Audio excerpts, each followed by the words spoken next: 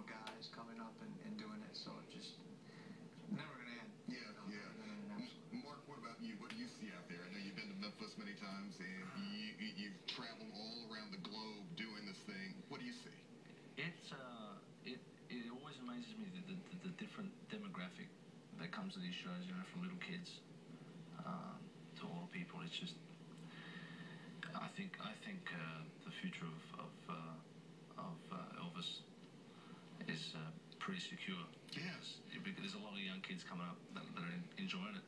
Definitely so. They come to the shows and they see your show and they go, wow, what's this all about? They go home and ask their mum and dad and say, what's Elvis all about? And that's why we do it. It just seems like, Ben, it just passes down from one generation to another. This is not fading away anytime soon, is it not? No, I don't think so. The legacy of Elvis is withstanding. I mean, it's amazing the amount of people that are impacted by his life. Yeah. I mean, each one of us have made somewhat of a living on the fact that Elvis did what he did. Right. Which, well, he just spends money. We actually we try to make some. We understand what but I mean, it's a humbling experience because you realize that one man did so many things for the music business, for each one of us. I mean, look at all the people we've met. Definitely. I mean, I have amazing friends that I met in this business. I mean, I met my wife through this business. So, I mean, I really, feel extremely humbled to be able to tribute such an amazing performer, you know, as Elvis. So. Right. Yeah. Tell me again, so many people, as Ben was saying, have been influenced by Elvis Presley. What pulled you in? What was the appeal? What was the personal lure that you said, wow, there's just something about this guy that I like? Well, being that I was, man, you know what, I'd have to say, he was had the total package because he was a cool looking guy and the music was cool. So, I mean, my grandma's the one that first played, you know, Elvis Presley for me. So, you know, and her watching it and whatnot, I mean, it's like, he stands out a lot, like a superhero, you know, if you're looking as a little kid, the hair and the clothes and the music, you know, it grabs you. Yeah. What about you?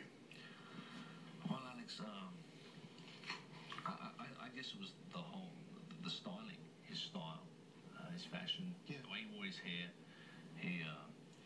I remember going to my graduation prom, so to speak,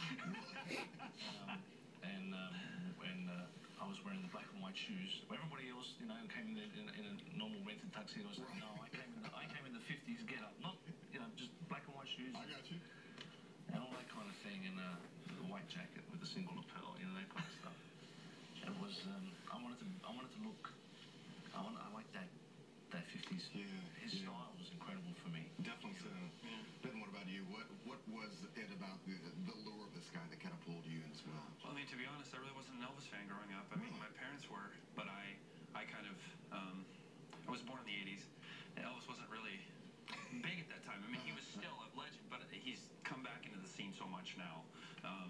When I bought my dad an Elvis CD for his birthday, and I borrowed it from him, and it was an Elvis Greatest Hits, and it had a lot of 50s Elvis stuff on it, and I just fell in love with it. I mean, it was just like a whole new musical genre had become alive to me. It was like, you know, it was like this musical bliss, I should